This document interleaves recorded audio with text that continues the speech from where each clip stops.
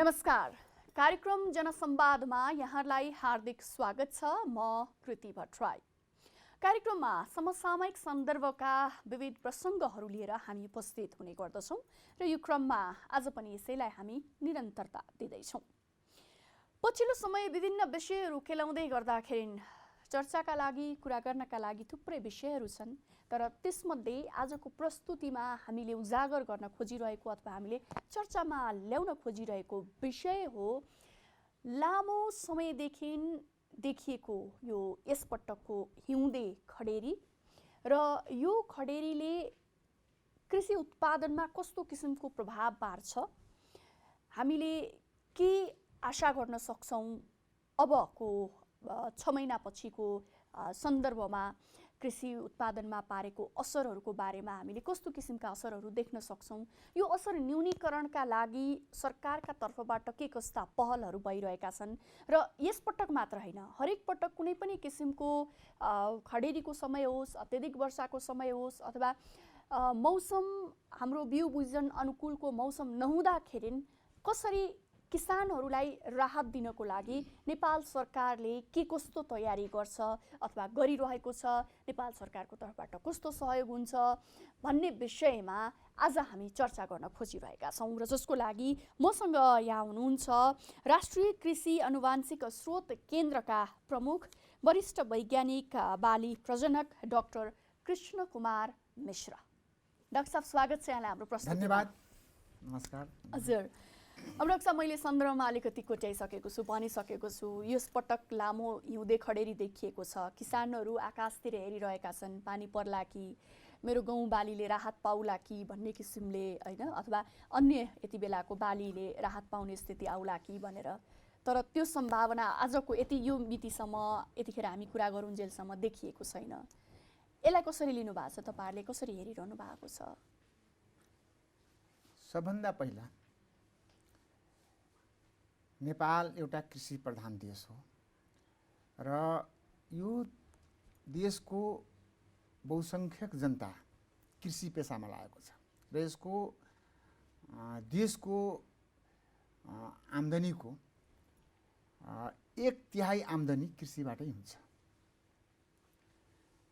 र यस्तो अवस्थामा कृषि प्रधान देशमा लामो खडेरी पर्नु, पानी नपर्नु भनेको कृषिको लागि राम्रो कुरो होइन।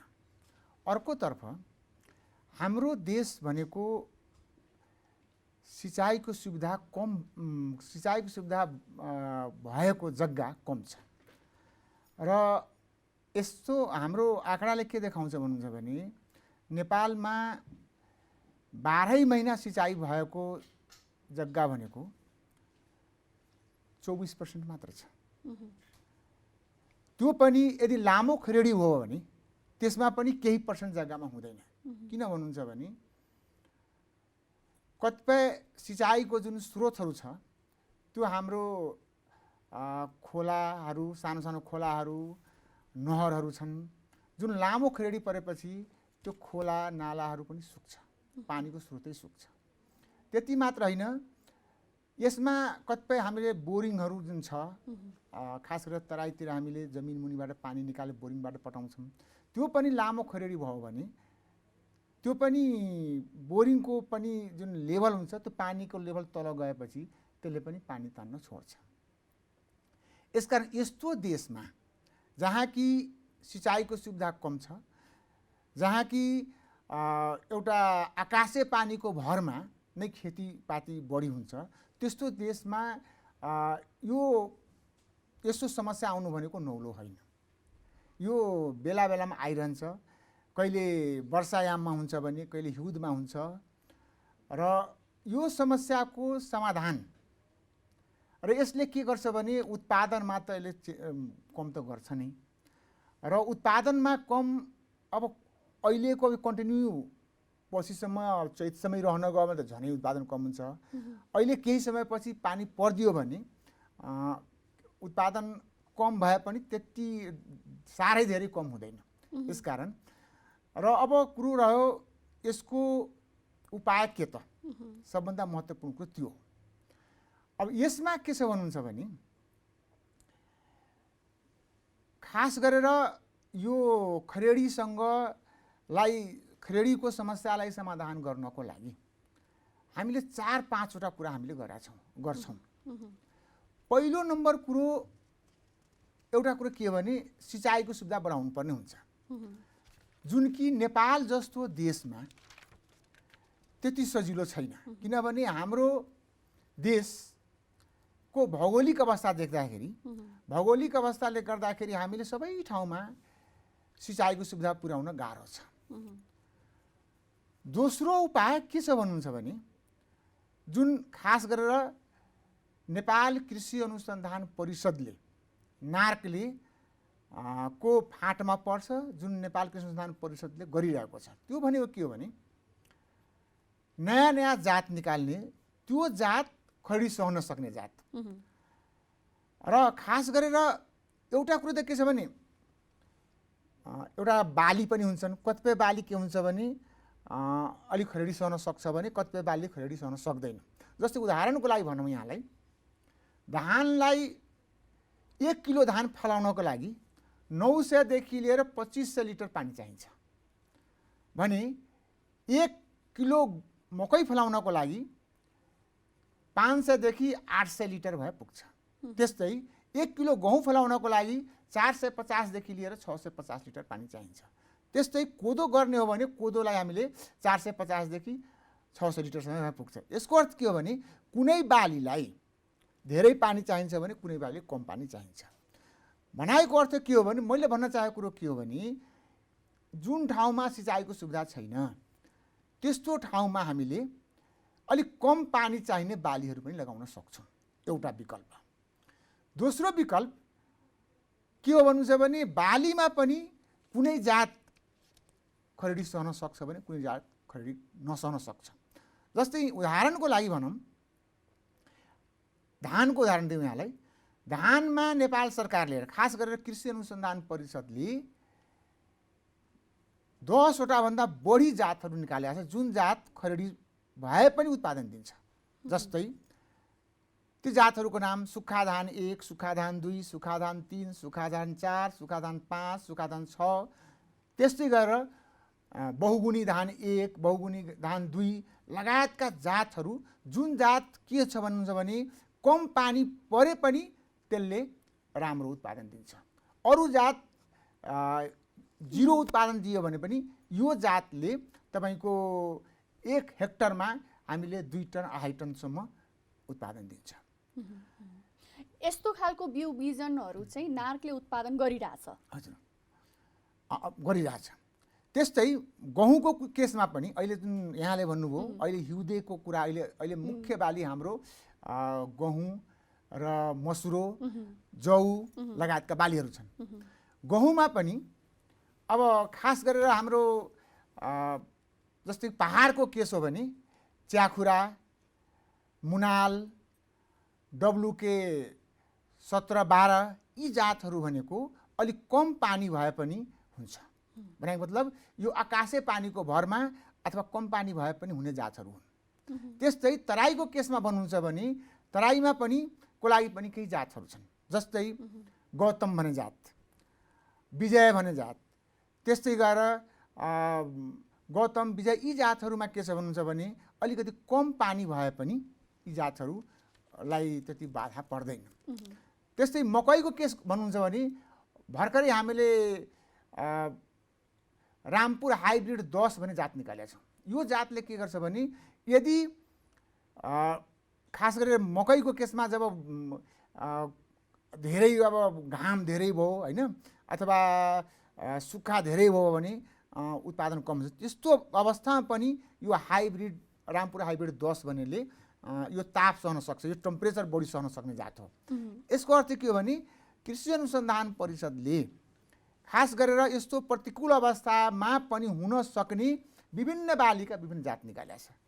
कोदोको भन्नुहुन्छ भने काभ्रे कोदो 2 भन्ने जात छ। त्यो भनेपछि डाक्टर साहब मौसम परिवर्तन भए पनि जुन जलवायु परिवर्तनले गर्ने असर, थुप्रै असरहरू मध्ये मौसम परिवर्तनको जुन हामी कुरा गरिरहेछौँ र त्यसको आँकडा हेर्ने हो भने नेपालमा पनि हरेक वर्ष पानी जति पर्थ्यो वर्षौनी घट्दै गइरहेछ। अब यो पालि त खडेरीकै हामी कुरा गरिरहेछौँ भन्दा त्यो किसिमले हामी तयारी हुनुपर्छ है भन्ने कुरा सङ्केत त आइसकेको छ।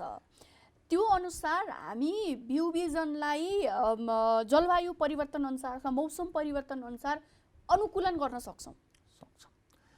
मुख्य कुरो के भन्नुहुन्छ भने वैज्ञानिकहरूको भनाइ के छ भन्नुहुन्छ भने 50 वर्ष पहिला जति पानी पर्थ्यो त्यो पानीको अर्थात् जमिन मुनिको जुन पानी 50 वर्ष पहिला जति थियो अहिले भनेको आधा भएको छ र अर्को 50 वर्षमा अझै विकराल स्थिति आउन सक्छ।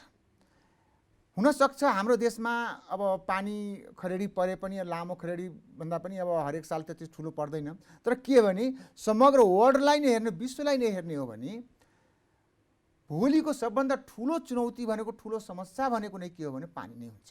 किनभने पानीको मात्रा जमिन मुनिको पानीको मात्रा घट्दै गएको छ र यस्तो अवस्थामा अब सबभन्दा ठुलो विकल्प भनेको कृषिको लागि र उपाय भनेको गर्नुपर्ने काम के हो भने कम पानीमा हुने बालीहरू लगाउने, कम पानीमा हुने जातहरू लगाउने र कम पानी चाहिने किसिमको विभिन्न किसिमको एउटा एग्रोनोमिक प्र्याक्टिस हामी भन्छौँ, विभिन्न किसिमको अरू प्रविधिहरू छन्, त्यो प्रविधिहरूको प्रयोग गर्ने प्रविधिहरू पनि हामी निकालेका छौँ। यसकारण यी कुराहरू हामी गरेनौँ भने पानी परे पनि के छ भने हेर्नुहोस् कहिलेकाहीँ तपाईँ के हुन्छ भने हाम्रो चाहेको बेलामा पर्दैन, कहिले अतिवृष्टि हुन्छ, कहिले अनावृष्टि हुन्छ, कहिले हामीले नचाहेको बेलामा पानी आउँछ, कहिले चाहेको बेलामा पानी आउँदैन। यसकारण के भन्नुहुन्छ भने यो मौसमसँग हामीले लड्न सक्ने किसिमको प्रविधि र जात नै सबभन्दा महत्त्वपूर्ण कुरो हो। यो विषयमा किसानहरू कतिको जानकार छन् डाक्टर साहब? अब किसानहरू सबै किसानले यो जानकारी छैन। जस्तै म यहाँलाई भनौँ, जस्तै म अघि पनि भने गहुँको जातको नाम भने, धानको जातको भने, मकैको भने, कोदोको जातहरू भने, यी जातहरू जब किसानलाई एउटा कुरा के छ भने यो मेरो जमिनमा सिँचाइको सुविधा छैन भनेपछि यदि आकाशे पानीको भरमा यदि मेरो जमिन मात्र सिँचाइ हुन्छ भने यो जानकारी हुँदाहुँदै पनि यी जातहरू किसानले लगाएको देखिँदैन। किसानहरूले के गर्नुहुन्छ भने जुन जातलाई सिँचाइ बढी चाहिन्छ त्यस्ता जात लगाउनुहुन्छ। किनभने कृषि अनुसन्धान परिषदले सिँचाइमा हुने जात पनि निकालेको छ, एउटा आकाशे पानीको भरमा हुने जात पनि निकालेको छ भने कम पानीमा हुने जात पनि निकालेको छ। ती कुराहरूलाई किसानहरूले आफ्नो जमिन अनुसारको, आफ्नो माटो अनुसारको, आफ्नो त्यहाँको हावापानी अनुसारको जातहरूको छनौट गर्नुपर्ने हुन्छ। यदि हजुर हो, तर तपाईँले यो भनिरहँदाखेरि अब सबै किसानहरूलाई यो थाहा छैन, भनेको अधिकांश किसानहरूलाई सायद थाहा छैन होइन? जिम्मेवार को त? किनभने किसानहरू सरकारमा भर पर्छन्। अब मैले यो भनिरहँदाखेरि नार्कले सबै नार्क भनेर भनिन, नार्कले पनि समन्वय गर्ने आफ्नो आफ्नो जिम्मा छ। तपाईँहरूले बिउ उत्पादन गर्नुभयो होला, तपाईँहरूले बिउ उत्पादन गरेको कुराले पनि त त्यति बेला सार्थकता पाउँछ जब त्यो किसान समक्ष पुग्छ र तपाईँले अघि भने जस्तै जातका चाहिँ मौसम अनुकूल रहने किसिमले मौसमको मार सहन सक्ने बिउ किसानले लाउँछन् होइन? त्यो अवस्था त देखिएन। यसमा यस्तो छ, यहाँले जुन भन्नुभयो किसानसँग किन यो पुगेन त कुरा। अब यो मैले यहाँलाई यसमा के भन्छु भने कृषि विकासको लागि तीनवटा पाङ्ग्राहरू छन् कृषिको। यो तीनटा पाङ्ग्रा राम्रोसित काम गर्यो भने कृषिको विकास हुन्छ। जस्तै एउटा रिक्सामा तीनटा पाङ्ग्रा हुन्छ, तीनटा पाङ्ग्रामध्ये एउटा पनि पाङ्ग्रा भएन भने त रिक्सा त चल्दैन। त्यो तीनटा पाङ्ग्रा के हो त? पहिलो पाङ्ग्रा भनेको किसानहरूको आवश्यकतामा आधारित, किसानहरूको समस्यामा आधारित विभिन्न किसिमको प्रविधिहरू निकाल्ने, जात निकाल्ने। जुन जात र प्रविधि नेपाल कृषि अनुसन्धान परिषदले निकाल्छ, त्यो मैले अघि भने त्यो गरिरहेछौँ। दोस्रो कृषिको विकासको पाङ्ग्रा, दोस्रो पाङ्ग्रा भनेको कृषि प्रसार, जुन नेपाल सरकार कृषि मन्त्रालय अन्तर्गतको कृषि विभाग अन्तर्गतका विभिन्न अहिले त हरेक गाउँ गाउँमा अब कृषिका अफिसहरू छन् होइन, स्थानीय स्तरमा पनि छन्, प्रदेश स्तरमा पनि छन्। उहाँहरूको काम के हो भने कृषि अनुसन्धान परिषदले निकालेका जातहरू अथवा निकालेका प्रविधिहरूलाई किसान समक्ष पुर्याउने। तेस्रो तथा महत्त्वपूर्ण पाङ्ग्रा भनेको किसान स्वयं नै हो। किसान आफैले पनि यो कृषिको जुन अधिराज्यभरि जुन अफिसहरू छन् त्यो अफिसहरूमा सम्पर्क गरेर मेरो जग्गा यस्तो छ, मेरो माटो यस्तो छ, मेरो अब हावापानी यस्तो ठाउँमा छ, मैले कुन जात लगाउँदाखेरि मैले धोका पाउँदिनँ त। त्यो किसान स्वयंले पनि ती निकायहरूसँग समन्वय गरेर ती कुराहरू गर्नुपर्छ। र यो 3टा पाङ्ग्रा जुन अघि भने मैले 3टा पाङ्ग्राले आफ्नो ठाउँमा जबसम्म राम्रोसँग फङ्सन गर्दैन तबसम्म कृषिको विकास हुँदैन। यसको अर्थ के हो भने हाम्रो नार्कले गर्ने भनेको पहिलो काम किसानको समस्यामा आधारित नयाँ नयाँ जात, नयाँ नयाँ प्रविधि निकाल्ने नै हो जुन हामीले गरिरहेछौँ। भनेपछि नि डाक्टर साहब, जस्तो अब यहाँहरूले प्रविधि निकाल्नुहुन्छ, प्रविधिलाई चाहिँ सही ठाउँमा पुर्याउनको लागि अन्य पक्षहरू जो जिम्मेवार हुनुपर्छ, त्यो जिम्मेवार नभइदिँदा अथवा अन्य कारणले जुन अहिले त किसान समक्ष पुग्न सकेका छैन र त्यसको नतिजा हाम्रो उत्पादन घटिरहेछ होइन, त्यो त हामीले स्वीकार्नुपर्छ भन्दाखेरि चाहिँ तपाईँहरूले पनि त्यो झकझगाउन नसक्या हो कि अथवा समन्वयमा कमी भएको भनेर भन्न सकिन्छ त? त्यसो भए यसो अब एकदमै पुगेको छैन त भन्दिनँ, तर के हो भने जति पुग्नुपर्ने थियो, जति हुनुपर्ने थियो त्यसमा अलिक कमी चाहिँ छ। किनभने प्रविधिहरू थुप्रै छन्, जातहरू थुप्रै छन्, सबै जात र प्रविधिहरू किसान समक्ष नपुगेको पनि स्थिति छ। र यसमा समन्वय पनि हाम्रो अब समन्वयको आफ्नै नीति नियमअनुसार समन्वय पनि भइरहेछ। तर के हो भने यहाँले भने जस्तै जति हुनुपर्ने हो र यो हुनुपर्ने कुरोमा अब एउटै निकाय मात्र सबैको दोषी पनि होइन, यसमा कमी कमजोरीहरू धेरैतिरबाट पनि छ होइन। त्यसमा अब अलिअलि कहिलेकाहीँ के हुन्छ भने तपाईँको हाम्रो राष्ट्रिय स्तरको कुरोहरू पनि छन् होइन, कमी कमजोरी। र कस्तो त्यो भनेको कस्तो अलिकति खुलेर भनिदिनुहोस् न। अब यसो जस्तै यहाँले भन्नुभयो नि, अब मैले भने हामीले नेपाल कृषि अनुसन्धान परिषद अन्तर्गत काम गर्छौँ र यो देशलाई चाहिने सम्पूर्ण कुरोहरू, जुन सम्पूर्ण प्रविधिहरू, जुन एउटा अहिले हामीले पनि केही हदसम्म सबै दिन सकिरहेको छैन, केही हाम्रो पनि छ। र त्यो गर्न नसक्ने कारण के हो भने एउटा कुरो त जस्तै कि यो साधन स्रोतको कुरो हुन्छ। जस्तै हामी अहिले हाम्रो 45% वैज्ञानिकहरूको पोस्ट खाली छ। अब जब 100मा 45वटै ठाउँ खाली भएपछि त्यो संस्था रन गर्न अलिक गाह्रो त हुन्छ। त्यस्तै बजेटको कुरा गर्नुहुन्छ भने अरू देशको कम्पेयरमा, अरू देशको दाँजोमा कृषि अनुसन्धानमा नेपालको बजेट एकदम कम छ। हाम्रो राष्ट्रिय बजेटको हामी 0.03% मात्र छ, जबकि विकसित देशहरूमा भन्नुहुन्छ भने अरू देशहरूमा राष्ट्रिय बजेटको 2-3% पनि हुन्छ। यसकारण यो के छ भने साधन स्रोतको पनि केही हदसम्म कमी छ, जनशक्तिको पनि कमी छ। तर भएको जनशक्ति र भएको साधन स्रोतमा जति हुनुपर्ने हो त्यसमा अरू देशको कम्पेयरमा नेपालको कुरा गर्नुहुन्छ भने धेरै राम्रो छ। अब त्यसो भएदेखि यहाँ जस्तो बजेटको पनि कुरा गर्नुभयो, पदपूर्तिका कुराहरू पनि भयो, त नार्कको मात्रै सवालमा होला होइन, अन्य विभागहरूमा पनि फेरि त्यस्ता स्थिति के कसो छन् होइन। अब त्यो हिसाबले हेर्दा त अब सरकारले कृषिलाई प्रमुख प्राथमिकता भनेर भनिरहेछ होइन। प्रधानमन्त्री कृषि आधुनिकीकरण कार्यक्रमदेखि लिएर थुप्रै यस्ता कार्यक्रमहरू वर्षेनी नै घोषणा हुन्छन्। अनुदानका नाममा पनि सरकारको पैसा खर्च भइरहेकै देखिन्छ। कहाँ गइरहेछ त यो सबै? कि यो सबै देखाउनलाई भन्नलाई मात्रै हो त? त्यसो भएदेखि होइन, यो देखाउनलाई भन्नलाई मात्र होइन, केही हदसम्म राइट ट्र्याकमा पनि गएको छ। कतिपय कार्यक्रमले राम्रो उल्लेखनीय काम पनि गरेको छ। तर वास्तवमा जति हुनुपर्ने हो त्यो चाहिँ भएको छैन, त्यो म स्वीकार्छु। जस्तै यहाँ अनुदानको कुरा गर्नु हो, अनुदान अहिलेको अनुदानको जुन रकम छ त्यो 100% सदुपयोग भएको म भन्दिनँ।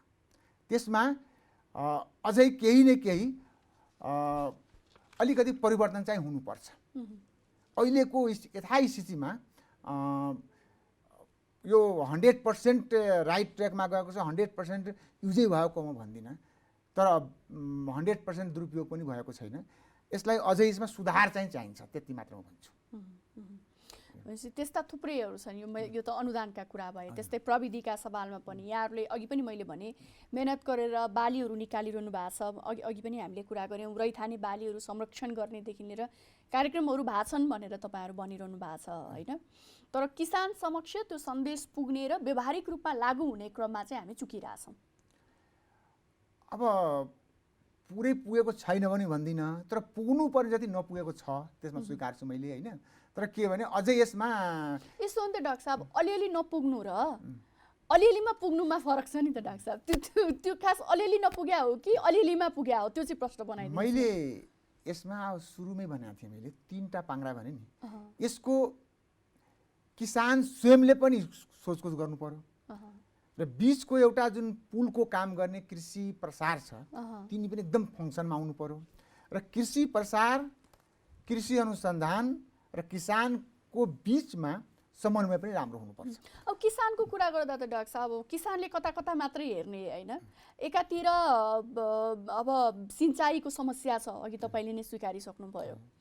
मलको समस्या हाम्रोमा त्यत्तिकै छ। हरेक वर्ष बाली लाउने बेलामा मल लाउन भनेर गुहार्दा पनि हम्मे पर्ने स्थिति छ। त्यसपछि अब बिउ बिजनकै सवालमा समस्यामा छन्, कुन लाउने।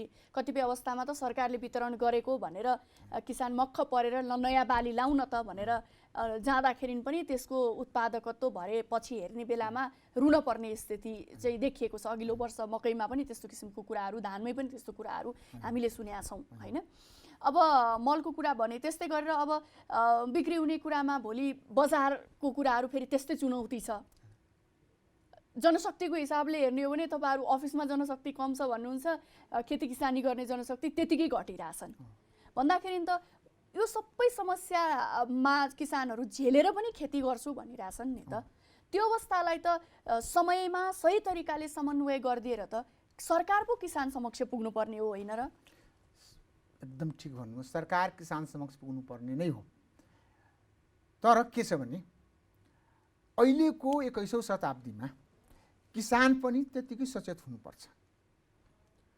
तपाईको किसानले एटलिस्ट आफ्नो खेतमा कुनै बाली लगाउनुभन्दा पहिला, किन अहिले त गाउँ स्तरमा कृषि प्राविधिकहरू छन्, यो मेरो जमिन यस्तो हो, मैले यो बाली लगाउन खोजेको हो, यसमा मैले के गरौँ, कुन बाली लगाम, कुन जात लगाम, कुन प्रविधिहरू युज गरौँ, त्यो सोध्न त सकिन्छ नि त।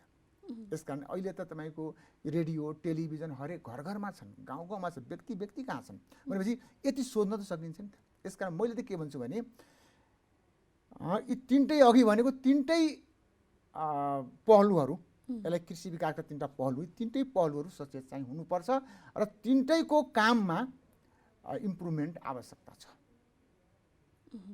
भनेपछि नार्कको मात्रै अब कुरा गरौँ होइन, त्यहाँ के इम्प्रुभमेन्ट हुन जरुरी छ त? त्यसो भएदेखि त्यहाँ तपाईँले देख्नु भएको कमी कमजोरीहरू कि सन्तुष्ट हुनुहुन्छ जे गरिरहनु भएको छ? होइन, नार्कको यस्तो हो, नार्कको अहिलेको वर्तमानमा भएको जनशक्ति, वर्तमानमा भएको साधन स्रोतहरू, वर्तमान भएको जति पनि हाम्रा एउटा इन्फ्रास्ट्रक्चरहरू छन्, त्यो अनुसारको जुन काम अहिले भएको छ त्यो उल्लेखनीय नै काम हो। हामीले त के भन्छौँ, हामीले मात्र भन्ने होइन कि यो राम्रोसित एउटा इन्डिपेन्डेन्ट कुनै पनि अर्गनाइजेसनले हेर्ने हो भने नार्क वास्तवमा जुन एक्जिस्टिङ उसको म्यान पावर र बजेट अनुसारको उत्तम नै काम गरेको छ।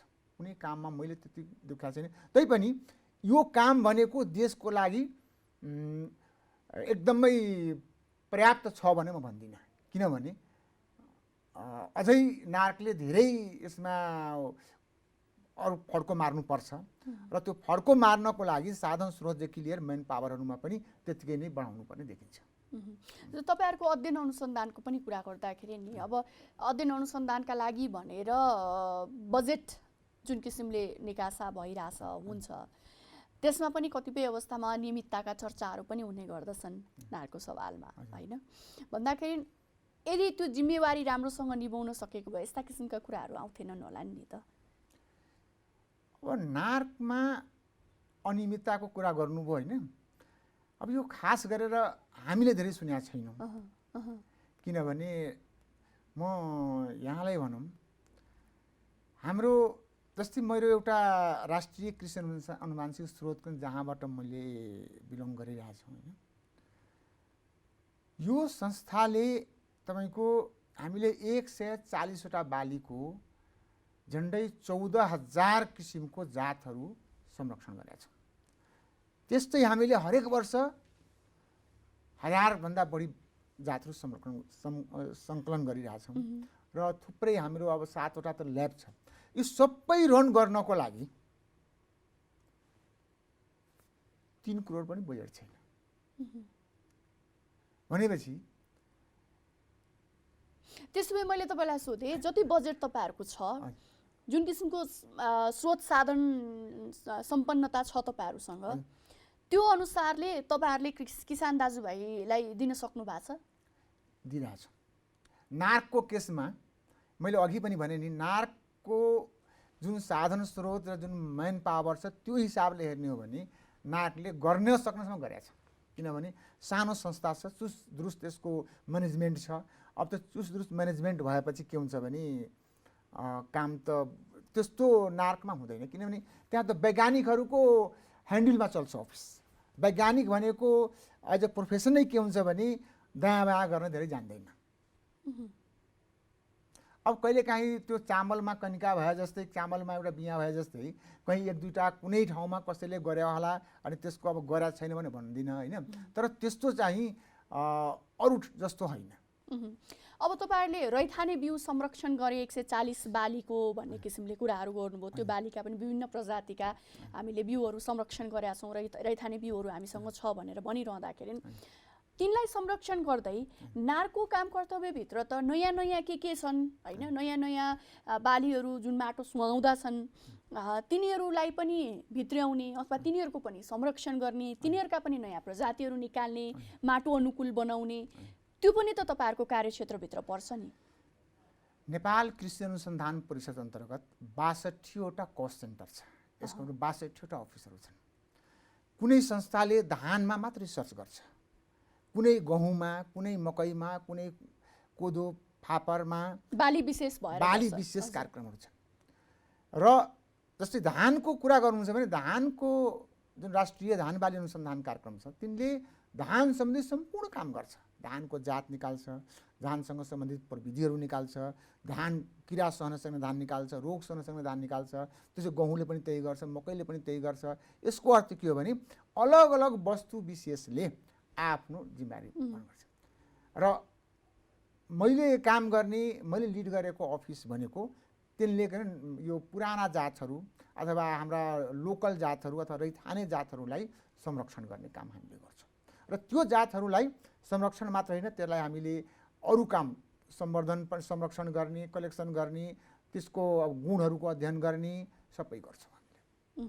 तर भने नि समग्र नार्कको कुरा गर्ने हो भनेदेखि त्यो भित्र समेटिएका अन्य कुराहरू, जस्तो मैले अघि कुरा गरेँ, नयाँ बालीहरू छन् भने तिनलाई कसरी भित्र्याउने होइन, तिनको प्रसार किसान समक्ष कसरी पुर्याउने, कसरी अभिप्रेरित गर्ने भन्ने किसिमले समन्वयात्मक भूमिकामा त रहेर काम गर्नुपर्छ होला नि। अनि समन्वय भूमिका भइरहेछ। जस्तै कि भनौँ नि, म अघि भने नि अब यो कृषि प्रसार, कृषि अनुसन्धान हाम्रो बिचमा 4-4 महिनामा मिटिङ हुन्छ र हामीले खास गरेर हामीले यो प्रविधि निकाल्यौँ भने। अब अहिलेको सन्दर्भमा मैले कुरा गर्न चाहेँ, हामीसँग समय पनि थोरै भएकोले, जस्तो अहिले यो खडेरीको समय छ, यो थाहा पाइसक्नु भएको छ तपाईँहरूले, यसको असर गहुँ बालीमा देखिँदैछ होइन, अथवा मुसुरो अथवा अन्य यति बेला भइरहेका बालीहरूमा देखिँदैछ।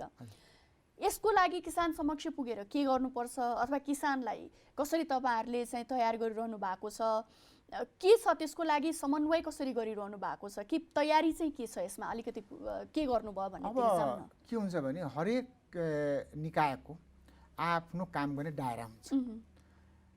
हाम्रो दायरा भनेको कृषि अनुसन्धान परिषदको दायरा भनेको हामीले किसानहरूलाई, कृषक दाजुभाइ दिदीबहिनीहरूलाई हामीले प्रविधि दिने हो, जात दिने हो।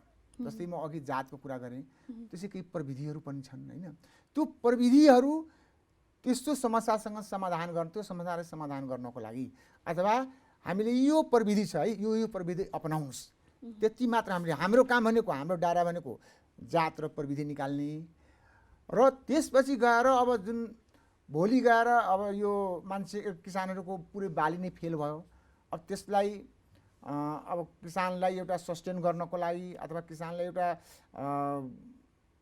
यस पटकको लागि तपाईहरुले जस्तो, किन यो पटक मात्र हैन, तपाईहरु अघि पनि हामीले धेरै चर्चा गरिसक्यौं, यो खडेरीको अवस्था देखिसकेपछि जुन अब किसान समक्ष पुग्नको लागि कृषि प्रसारका भूमिकाको कुरा गर्नुभयो, त्योसँग समन्वय तपाईहरुले गर्ने भन्ने कुराहरु भयो भन्दा कसरी समन्वय गर्नु भएको छ मैले त्यो जान्न चाहेको हो कि, ताकि यो खडेरी छ हामीले यो गर्नुपर्छ भन्ने खालको सन्देश किसानका पुग्या छ कि छैन र उनीहरु त्यस अनुसारले तयारी गरिरहेका छन् कि छैनन् यो अवधिमा भन्ने कुरा मात्रै हो मैले तपाईसँग जान्न चाहेको। अब के हो भने हिउँदे पानी ढिलो चाहिँ भयो हैन, अहिलेसम्म परिसक्नु पर्ने थियो होइन, तर के भने अहिले नै आएर अब 100% बाली फेलै हुन्छ भने छैन। र म अघि पनि भने अहिले पनि पानी परिदियो भने अब 2-4% उत्पादन घट्ला आफ्नै ठाउँमा छ। अब यो कहिलेसम्म जान्छ होइन। र अर्को कुरो के छ भने किसानहरूले जस्तै कि अरू पनि वैकल्पिक विधिहरूबाट पनि हुन सक्छ, जस्तै कि अब सिँचाइमा पनि विभिन्न किसिमका सिँचाइहरू हुन्छन् होइन, कम पानीको सिँचाइ। ती कुराहरूको बारे किसान समक्ष तपाईहरुले सन्देश पठाउनको लागि महत्त्वपूर्ण भूमिका खेलिरहनु भएको छ कि छैन, के गर्नु भएको छ भन्ने मात्र मेरो कुरा, ठ्याक्कै त्यो भनिदिनुस्, त्यसपछि हामी सक्छौं।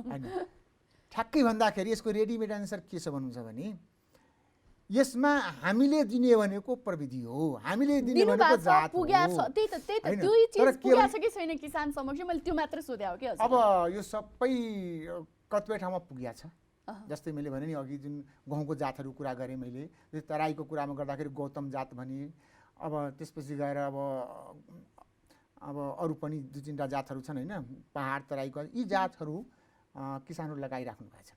जसले लगाउनु भएको छ विजय गौतम लगायतका जातहरू, उहाँहरूलाई यो पानी नपरे पनि अलिकति उहाँहरूको क्षति कम हुन्छ। यसकारण यो कृषि अनुसन्धान परिषद निकालेका जुन जातहरू मैले अघि भने, जस्तै पहाडको केसमा च्याखुराको कुरा गरेँ मैले, त्यस्तै गरेर WK 17-12को कुरा गरेँ, यी जातहरू यदि जुन किसानले लगाउनु भएको छ भने उहाँहरूको उत्पादन लस भए पनि अरू जातको कम्पेयरमा कम हुन्छ। हस्, धेरै धेरै धन्यवाद डाक्टर साहब, यहाँसम्म आउनुभयो र किसानका लागि उपयोगी केही जानकारीहरू हामीले राख्न पनि पायौँ। धन्यवाद यहाँलाई। धन्यवाद जनता टेलिभिजनलाई पनि हामीले एउटा यस्तो बेलामा कृषि अनुसन्धान परिषदले गरेका कामहरूको बारेमा जानकारी दिने मौका दिनुभयो, यसको लागि धेरै धेरै धन्यवाद। हामी कार्यक्रम जनसंवादमा कुराकानी गरिरहेका थियौँ राष्ट्रिय कृषि आनुवंशिक स्रोत केन्द्रका प्रमुख डाक्टर कृष्ण कुमार मिश्रसँग। यो हिउँदे खडेरी लगायत मौसम सम्बन्धी कुनै पनि परिवर्तनका समयमा बिउ बिजनको तयारी कसरी गरिनुपर्छ अथवा प्रविधि कस्तो अपनाउनुपर्छ यो बारे किसानहरू जानकार छ कि छैनन् र प्रमुख भूमिका जवाफदेहिता कसको हुन्छ भन्ने सन्दर्भमा चर्चा गर्यौँ। यस्ता विषयलाई हामी आगामी दिनमा पनि प्रश्रय दिँदै जानेछौँ कार्यक्रम जनसंवादमा। पक्कै पनि यो फलदायी रह्यो होला भन्ने आशाका साथ आजको लागि प्रस्तुति कार्यक्रम जनसंवाद यति नै। नमस्कार।